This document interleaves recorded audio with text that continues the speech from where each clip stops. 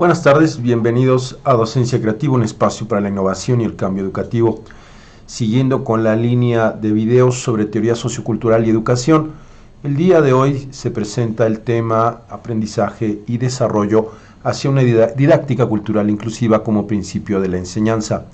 Les recuerdo que este es un proyecto de acceso libre, por lo tanto, si los contenidos les parecen interesantes, les pido lo puedan recomendar con quien más confianza le tengan y se puedan suscribir al canal de Docencia Creativa. Pues buenas tardes, el día de hoy quiero comenzar enviando saludos muy afectuosos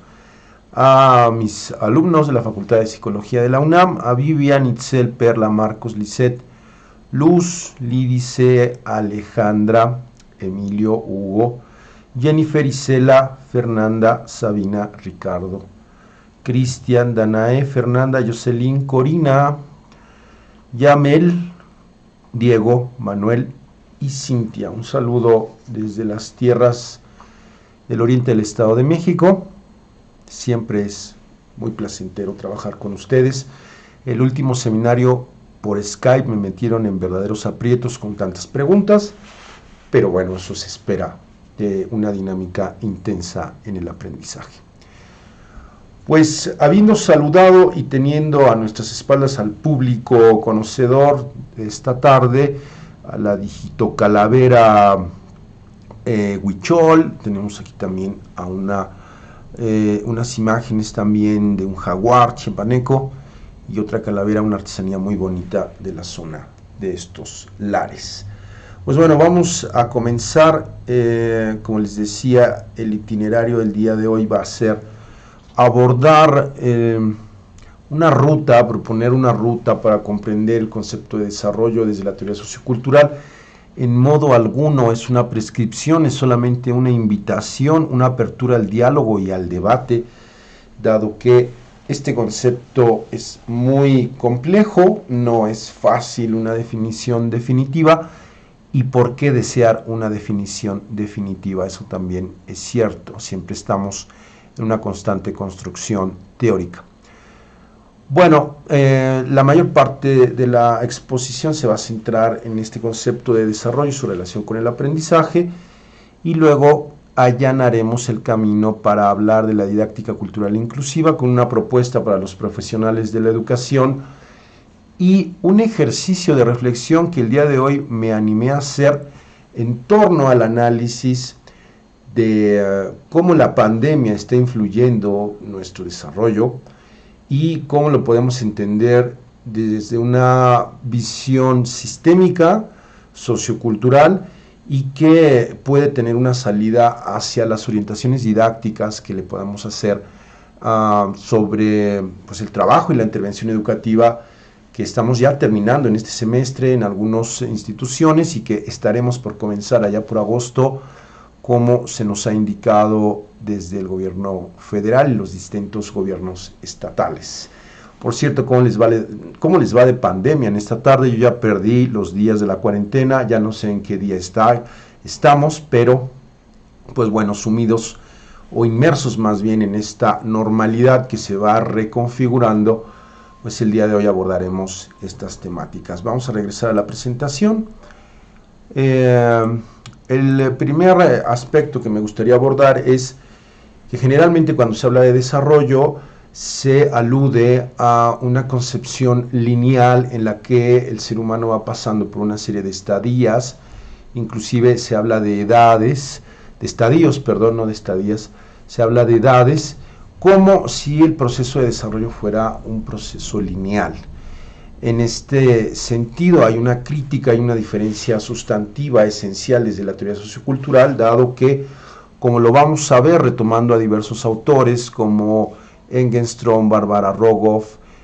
Uri Bronfenbrenner, la concepción que se tiene de desarrollo desde la teoría sociocultural pues está más situada y enfocada a las relaciones ampliadas, sistémicas, que tenemos los sujetos, los individuos con el resto de nuestro sistema social.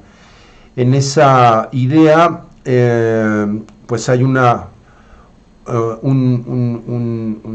contraste bastante marcado en el sentido de que Hay otras teorías que asumen el desarrollo a través de periodos de edad y de esta división de dominios o funciones psicológicas que pareciera que están aisladas unas de otras y que de una manera prístina y pura se van desarrollando. Esto no es así desde el punto de vista de la teoría sociocultural, y verán al final de la presentación cómo hay una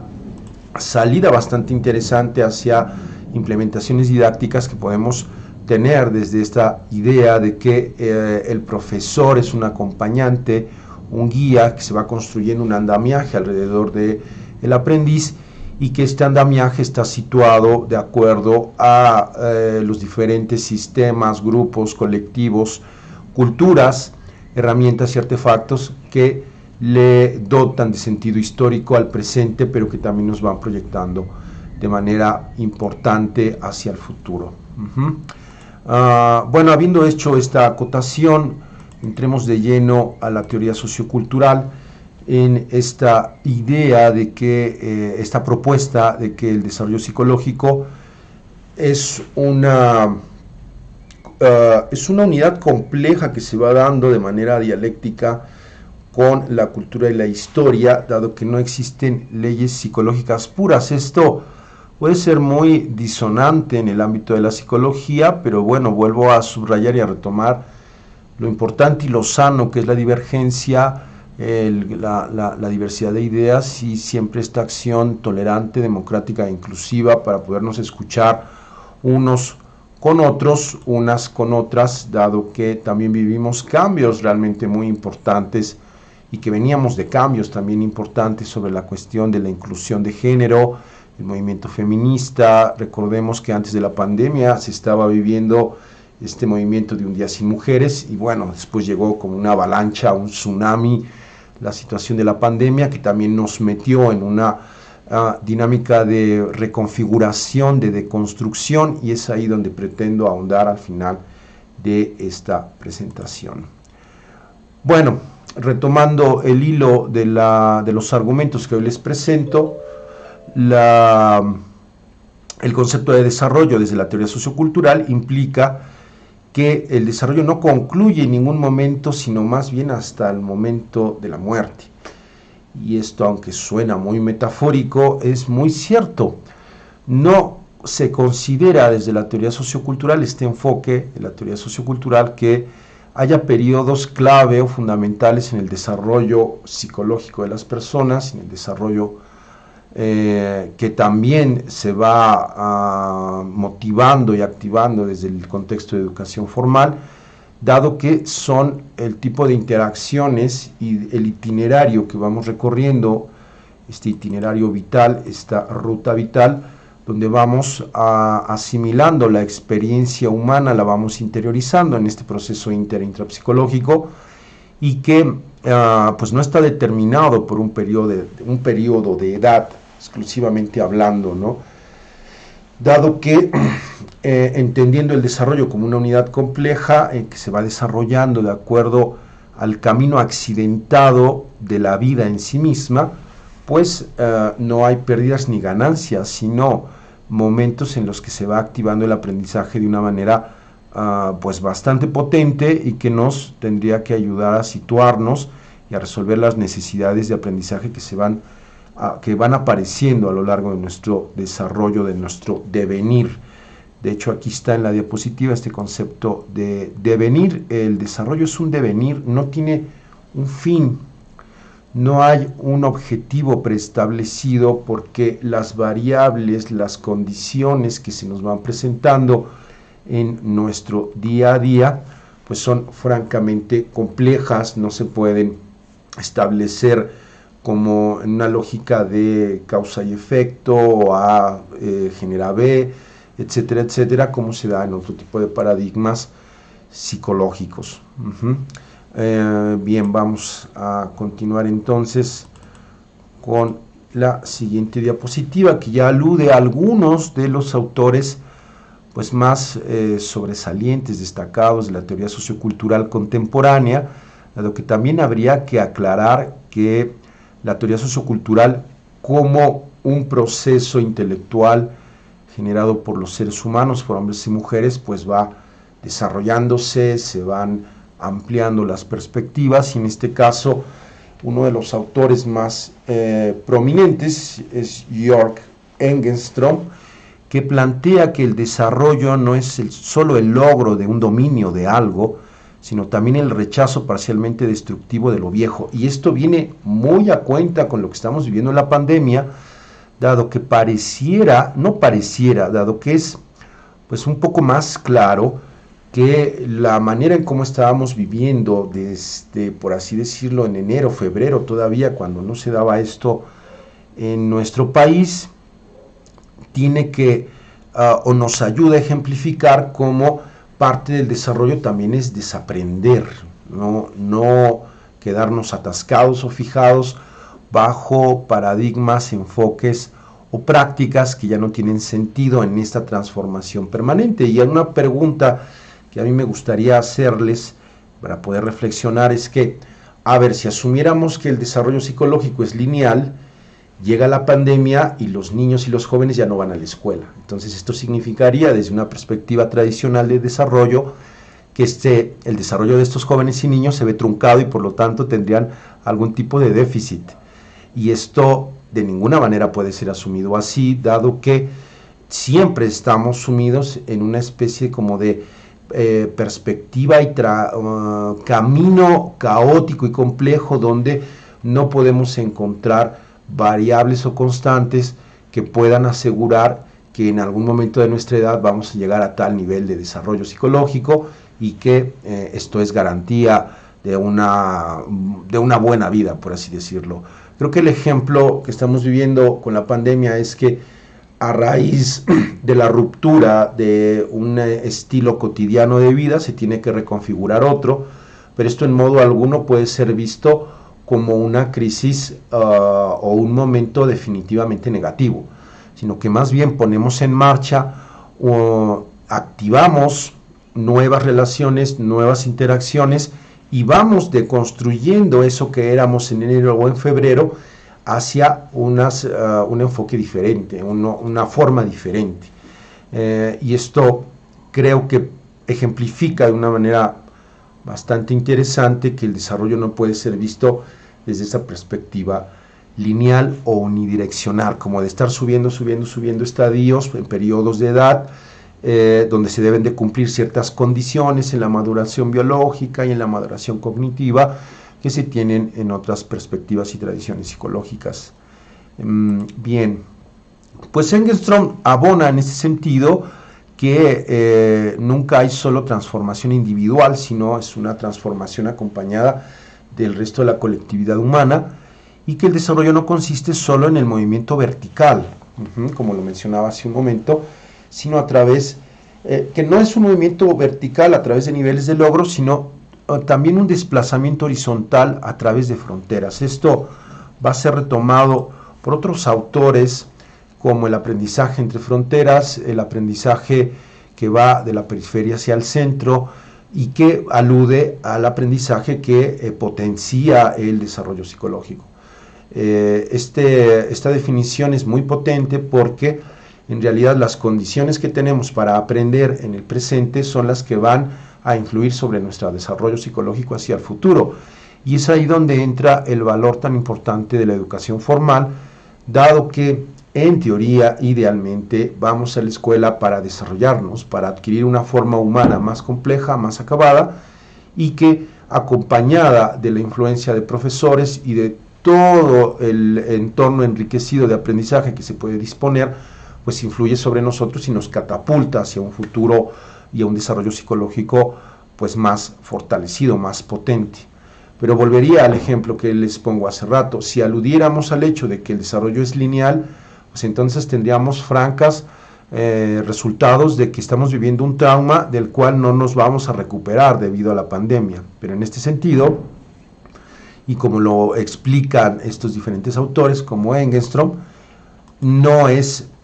una visión de desarrollo definitiva de causa-consecuencia, sino más bien una unidad compleja que se va retroalimentando de manera permanente y que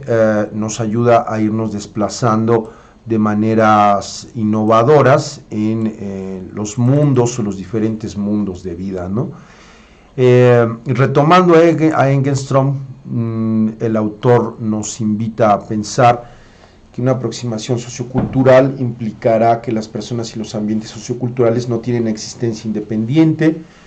y que las personas no existimos en lo abstracto, sino dentro de un cierto tipo de configuraciones sociales que encarnarán a la cultura y que están sostenidas en la historia, y que somos un determinado tipo de persona en la medida en que vamos entrando y saliendo en diferentes contextos socioculturales, que tenemos diferentes influencias, y que esto nos va constituyendo un abanico de identidades, no de personalidades, no confundir el término, estoy hablando de identidades desde el punto de vista sociocultural, que situadas y bajo condiciones históricas particulares se van encarnando y teniendo sentidos situados. El autor nos añade que los recursos culturales disponibles de los que estamos rodeados en nuestra vida cotidiana van dotando de sentido y dirección a la actividad psicológica que vamos desarrollando, y, y bajo esta directriz las formas creativas e improvisadas que tenemos para solucionar problemas prácticos pues están situadas de acuerdo a las condiciones con las que podemos resolver estos problemas que se nos presentan en nuestra vida cotidiana. Creo que en este momento ya empieza a ser un poco de tensión la concepción tradicional que se tiene de desarrollo, y además lo importante que es la educación para poder motivar, influir sobre ese desarrollo para que éste sea lo más rico posible. Esto lo vamos a ver más adelante con los siguientes autores, y pues mientras continuaré con algunas otras propuestas en esta línea de reflexión y de referencia. También tenemos a un investigador que ha influido sobre muchos otros investigadores educativos en el ámbito de la teoría sociocultural, que es Uri Bronfenbrenner. Él nos va a explicar que la teoría sociocultural, ahí estoy confundiendo un poco, estaba confundido porque pensé que había puesto la diapositiva. Para Uri Bronfenbrenner, el desarrollo humano estará o implicará el estudio científico de la acomodación mutua y progresiva entre un ser humano activo en crecimiento y las propiedades cambiantes de los escenarios inmediatos en los que vive la persona en desarrollo. Creo que aquí queda ya bastante mejor trazada esta idea de que el desarrollo deriva de la interactividad, que este proceso es afectado por relaciones entre los diversos escenarios en los que vamos entrando y saliendo a lo largo de nuestro devenir vital, y que estos mismos contextos se convierten en espacios donde somos inmersos, donde vamos transitando microsistemas, mesosistemas, exosistemas. Aquí lo podemos ver en esta ilustración, un poco, que la teoría de Bronfenbrenner es bastante extensa. Esto es simplemente una invitación a la reflexión y a buscar más contenidos sobre los autores que les estoy comentando. Bueno, retomando lo que deseo subrayar del autor, tendríamos entonces que en el desarrollo el proceso se ve afectado por las relaciones entre los diversos escenarios y por los contextos más amplios en los que estamos inmersos. Denomina el autor como microsistemas a los escenarios inmediatos, un patrón cambiante de actividades, roles y relaciones interpersonales experimentados por la persona en desarrollo con aspectos materiales y físicos característicos de esos mismos espacios. También denomina el concepto de mesosistema a los escenarios de participaciones pasadas en las que, a pesar de no haber participado, suceden cosas que afectan el escenario inmediato. Es decir, un microsistema sería la familia y un mesosistema sería la votación que se está teniendo para cambiar al presidente municipal, y cómo el hecho de la elección de un nuevo dirigente, un nuevo jefe, va a afectar también lo que sucede en otros espacios más íntimos de la vida de las personas, como estos microsistemas. Bien, vamos a continuar. Aquí tenemos una foto de este inestimable pensador. Específicamente él desarrolló su teoría sobre la ecología del desarrollo humano. Esta es, o así es como debe ser identificada estrictamente su perspectiva. Y bueno, añade en esta perspectiva teórica que todo este conjunto de relaciones en las que estamos inmersos está incrustado en el macrosistema que refiere a las consistencias de los sistemas de orden inferior junto con cualquier sistema de creencias, así como su ideología subyacente.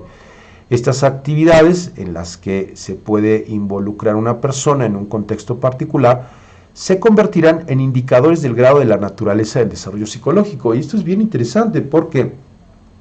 alguna vez me han preguntado en la clase en teoría sociocultural, allá en la Facultad de Psicología,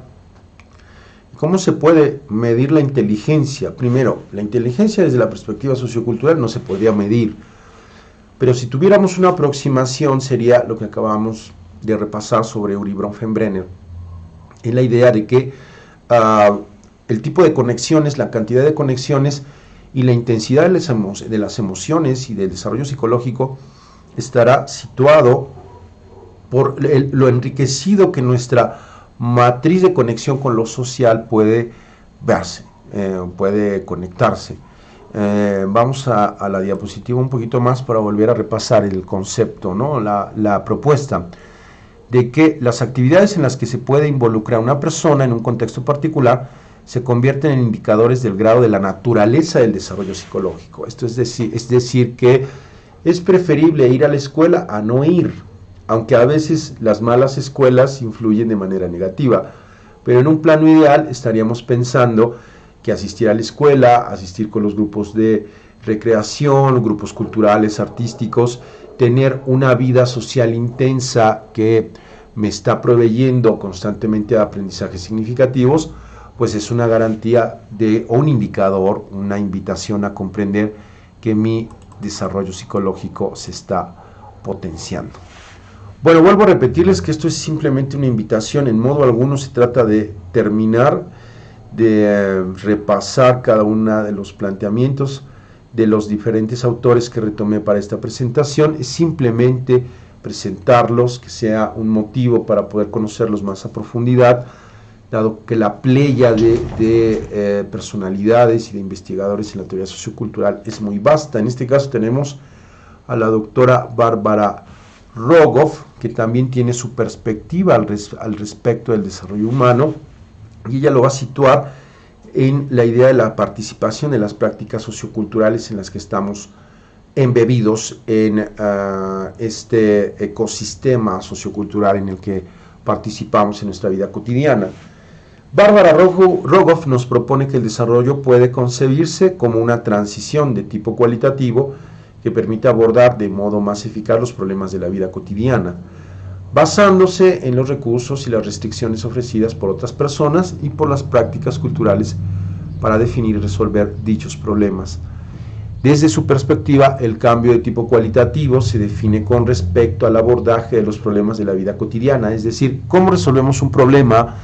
nos va a indicar cualitativamente el momento del desarrollo en el que estamos transitando. Si esto lo pudiéramos ejemplificar como cuando llegamos a una comunidad, a un pueblo mágico, digamos, y hay un grupo de mexicanos originarios, un grupo indígena, y nos pusiéramos a observar lo que ellos hacen, nos daríamos cuenta que es bastante diferente a lo que nosotros solemos hacer en nuestra casa. Quizás con un ejemplo sobre cómo se cocina o cómo se sacrifica un pollo o cómo se sacrifica algún animal para consumirlo en una fiesta patronal o en una fiesta específica, nos vamos a dar cuenta que todas esas prácticas socioculturales que están rodeando el hecho de la comida o de preparar algún alimento están situadas a ese contexto histórico, cultural, y por lo tanto el desarrollo quedará entendido como la participación que tienen las diferentes personas que están en torno a esa actividad, cómo están participando, qué están participando y cómo se están transmitiendo a través del aprendizaje esos conocimientos y saberes ancestrales por los cuales cobra sentido, significado la actividad en la que están participando. Esto es muy importante reivindicarlo porque si partimos de la idea de que el desarrollo no es lineal, sino más bien es la serie de momentos, de espacios, de experiencias vitales, de objetos, de artefactos culturales con los que vamos teniendo interacción a lo largo de nuestra vida, pues entonces queda más claro cómo la participación en estas prácticas socioculturales nos remite al concepto de desarrollo. Desarrollo será aquel que participa de ciertas prácticas y que ha aprendido a participar de esas prácticas. Por lo que personas y prácticas ofrecen tanto recursos como restricciones para definir, enfrentar y resolver problemas. El concepto de situado vuelve a salir aquí de expandido también. Engelstrom lo va a retomar en su perspectiva del aprendizaje por expansión, y la doctora Bárbara Rogoff lo asume desde el conocimiento bastante profundo de comunidades indígenas. Ella ha hecho bastante investigación en México y nos dimensiona que el desarrollo entonces tendrá o puede ser comprendido desde la participación en prácticas socioculturales, específicamente, como lo vemos en esta diapositiva, entendiendo que el desarrollo ocurre tanto a lo largo de la vida, la ontogénesis, como en los intentos sucesivos de manejar un problema, la microgénesis, es decir, cuando se está aprendiendo a cocinar, así como en los procesos de cambio social, el desarrollo histórico sociocultural, como ese platillo que se está elaborando sobre una fiesta patronal, al paso de los años va modificándose, porque el desarrollo histórico-cultural va también cambiando. No estrictamente no se va a cocinar al borrego, en barbacoa, digamos, para la fiesta patronal, de la misma manera todo el tiempo, porque paulatinamente van introduciéndose innovaciones que acarrea este devenir histórico y entonces las prácticas van modificándose. No de manera radical o crítica, pero sí de manera paulatina. Hay una transformación de la práctica y por lo tanto de la participación. Esto lo explicará la autora, como podemos ver, seguir viendo en la diapositiva, como que el desarrollo no está dirigido hacia un único punto final, sino que es multidireccional. Esta diversidad de direcciones depende de la existencia de múltiples metas culturales locales de desarrollo. Es decir, y esto es bien importante, ¿por qué tendríamos que asumir la prescripción de que el desarrollo humano tiene que ser parecido entre diferentes sociedades? Si nos remitiéramos a los países del norte, que generalmente son los más desarrollados, el concepto de desarrollo humano no emparenta para nada con el desarrollo que vivimos en el contexto latinoamericano. Y esto es muy importante subrayarlo porque va a haber otras derivaciones en líneas de investigación contemporáneas como los fondos de conocimiento y los fondos de identidad desarrollados por el doctor Luis Moll de la Universidad de Arizona y por el doctor Moisés Esteban de la Universidad de Girona, solo por poner unos ejemplos de cómo se intenta ya en el ámbito educativo poder diferenciar que cuando hablamos de desarrollo habría que referirnos primero al desarrollo de acuerdo a quién o a qué referente, a qué elemento cultural. Y en esta línea argumentativa, la doctora Bárbara Rogoff nos propone que los humanos nos desarrollamos a través de nuestra participación cambiante en las diversas actividades culturales de nuestras comunidades, que a su vez también están cambiando. Esto a mí se me hace particularmente muy interesante porque alude al hecho de que la vida es dinámica, es compleja, no hay principios ni fines absolutos, sino que todo está en constante movimiento. Esto lo vamos a ver con la simbología de la elipse o del pensamiento dialéctico elíptico, que ya hemos retomado en algunas sesiones en la Facultad de Psicología, en la asignatura de Teoría Sociocultural, pero que ahora me gustaría abordar para otros maestros y maestras que estén interesados sobre el tema. Terminando con la doctora Bárbara Rogoff, ella también nos alude al hecho de que no existe una única manera de convertirnos en personas, sino que encarnamos diferentes identidades, cada una de las cuales integra de un modo específico los procesos psicológicos tradicionalmente analizados por separado en los momentos históricos en los que estemos situando una investigación. Esto se me hace muy interesante porque Aquí cobra mucho sentido la investigación de corte cualitativa, la etnografía, la etnometodología, porque partiendo de la idea de que los procesos psicológicos superiores no se encuentran al interior del cerebro, sino que están distribuidos en las diferentes prácticas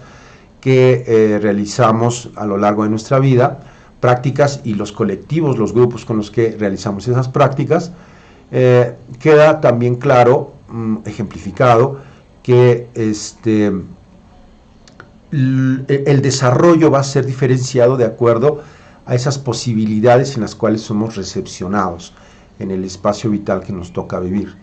y que a mayor complejidad de la interacción con otros grupos y otras personas, nuestro desarrollo psicológico también se va potenciando.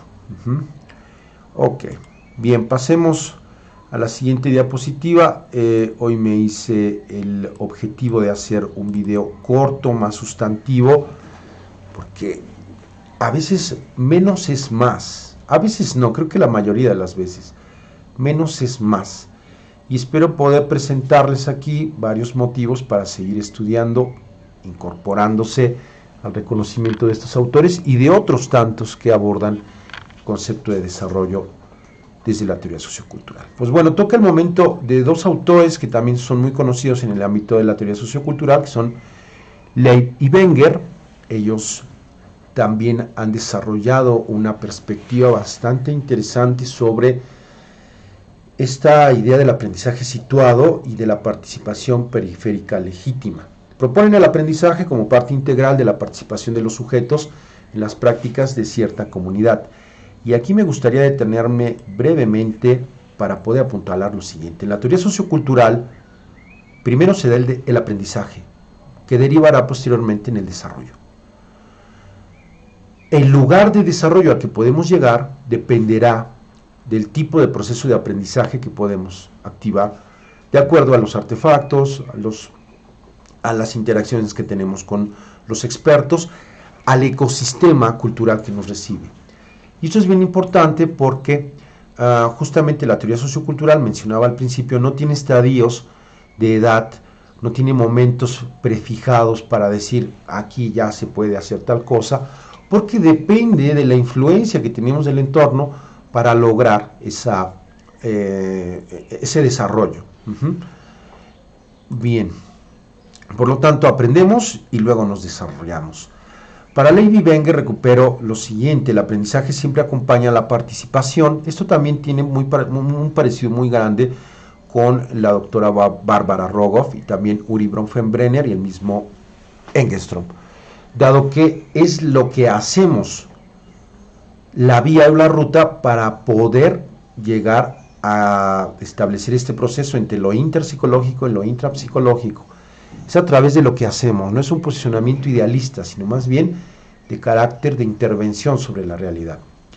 El aprendizaje siempre acompaña la participación, pero no se puede especificar de antemano qué es lo que se aprende.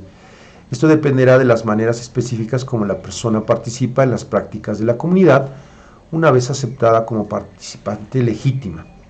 Además, junto con el aprendizaje, se va construyendo un sentido de pertenencia a la comunidad y una manera de experimentar lo que somos, es decir, la identidad. Añaden también los autores, en esta perspectiva del aprendizaje situado y de su propuesta de desarrollo, que la identidad se constituye como una manera de experimentar el despliegue de la participación, una trayectoria de aprendizaje que vincula de dónde venimos y hacia dónde vamos. Esto significaría ponte a analizar qué haces y te diré quién eres, en lugar de dime qué piensas y te diré quién eres.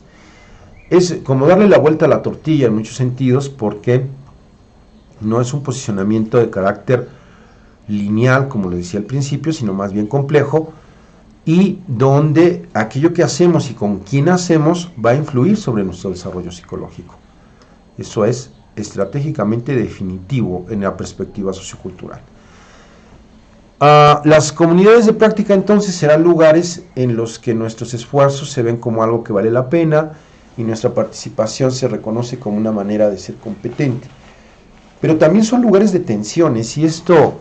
creo que viene muy bien retomarlo en el contexto de los cambios que estamos viendo con la pandemia, porque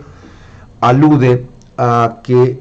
los lugares donde estamos teniendo nuestras experiencias vitales son espacios de tensión, no hay armonía y no tendría por qué haber armonía. Y creo que esto es muy importante reconocerlo en el ámbito de la educación porque el malestar docente está muy enganchado a la no resolución de este tipo de tensiones. Aunque las tensiones son de cierta forma normales, lo que no es normal es la cronicidad en que se mantienen esas tensiones. Y como lo dicen los autores, regreso a la diapositiva, aluden a que las comunidades de práctica son lugares en que dichos esfuerzos y participación son negociados, desafiados, cuestionados y manipulados, pues las comunidades de práctica no son sitios de armonía y relaciones exclusivamente positivas. Eso también me hace pensar en que aludimos siempre al hecho de que las cosas deben ser fáciles, y cuando pasa una crisis o sucede una crisis pareciera que el mundo se nos viene encima. Pero no es así. La crisis es una oportunidad para transformarse, para cambiar, para lograr mayor movimiento y arribar a un momento de mejor desarrollo psicológico. ¿De qué dependerá? De los recursos que se puedan activar y de prever que esto es así. Si lo negamos, pues no vamos a poder aprovechar la ola de cambio y por lo tanto seguiríamos atorados en esta cronicidad de temor al cambio. Bien, terminamos así con esta primera parte de la exposición. ¿Cuáles son las conclusiones el día de hoy? Primero, que el desarrollo es una transformación cualitativa en la relación entre la persona y el mundo social. Segundo, que los seres humanos estamos implicados como participantes en prácticas sociales dentro de contextos locales. Desde ahí nos convertimos en cierto tipo de persona y contribuimos a que dichos contextos se reproduzcan y se transformen. Siguiente, que la noción de desarrollo como avance progresivo hacia un estado preestablecido, pues ya no es pertinente, ya no se sostiene, porque esta sería una posición determinista. Y finalmente, porque el desarrollo habrá que entenderse como un proceso que se despliega horizontalmente en el entrecruce de conexiones entre contextos locales. Bien, pues yo creo que hasta este momento ya deben de tener un dolor de cabeza y bastantes preguntas, bastantes incertidumbres. Y esto es normal, no se preocupen. El concepto de desarrollo que hasta ahora nos hemos acostumbrado es un concepto unidireccional, que alude al cumplimiento de etapas, de estadios, y donde si no se llega a ese estadio, pues está en una especie como de subdesarrollo, y eso es algo que yo no comparto. Entendiendo el desarrollo desde la teoría sociocultural, nos queda ahora sobre la mesa posibilidades de comprender la capacidad que tenemos para seguirnos reconfigurando a lo largo y ancho de nuestra vida, y por lo tanto la necesidad de contar con una educación estratégica, que es hacia donde voy en el siguiente punto de esta exposición, ya para terminarla. La didáctica cultural inclusiva. Este es un concepto que he ido desarrollando en los últimos 5 o 7 años de mi labor de investigador educativo y que alude a cómo lograr aprender a aprender y aprender a enseñar. Esto ya es exclusivo del contexto educativo de educación formal y tiene una dedicatoria a maestros. Me voy a detener mayoritariamente en esta diapositiva, pero para llegar a esta, y les pido una disculpa porque no se alcanzan a ver todos sus elementos con detalle, pero lo que me interesa es que podamos ver la magnitud de las interconexiones y las interacciones que establecemos. Ahora lo vamos a ver. Primero quiero agotar las últimas 2 diapositivas apuntando algunas ideas generales de qué es la didáctica cultural inclusiva. Pues bien, aludo con este concepto a las posibilidades de producir cambios en las competencias de enseñanza y aprendizaje de manera recíproca. Es decir, aquel que enseña y aquel que aprende de manera mutua y en una unidad de interacción permanente se van afectando. Por lo que se trata de empatar el proceso de formación inicial del docente específicamente, pero también puede ser usado para una formación continua y proyectos de formación continua del profesorado, con la producción de aprendizajes según las necesidades y características del alumnado. En este caso, situando que si el desarrollo debe ser entendido desde su faceta cultural, La enseñanza también deberá recuperar los elementos culturales, idiosincráticos, ideológicos, religiosos inclusive, porque eso también son muy importantes, para poder montarse sobre una línea que produzca un desarrollo culturalmente coherente, congruente. Y sobre esta argumentación, las posibilidades de interconexión que se dan entre diferentes contextos de aprendizaje, tanto formales como no formales. Esto lo voy a explicar a más detalle en el diagrama, en la imagen que les presenté hace un momento. Bueno, en la siguiente diapositiva tenemos ya digamos como el epílogo, y creo que esta imagen que se pone en la diapositiva es muy interesante porque pareciera que estamos viviendo un momento de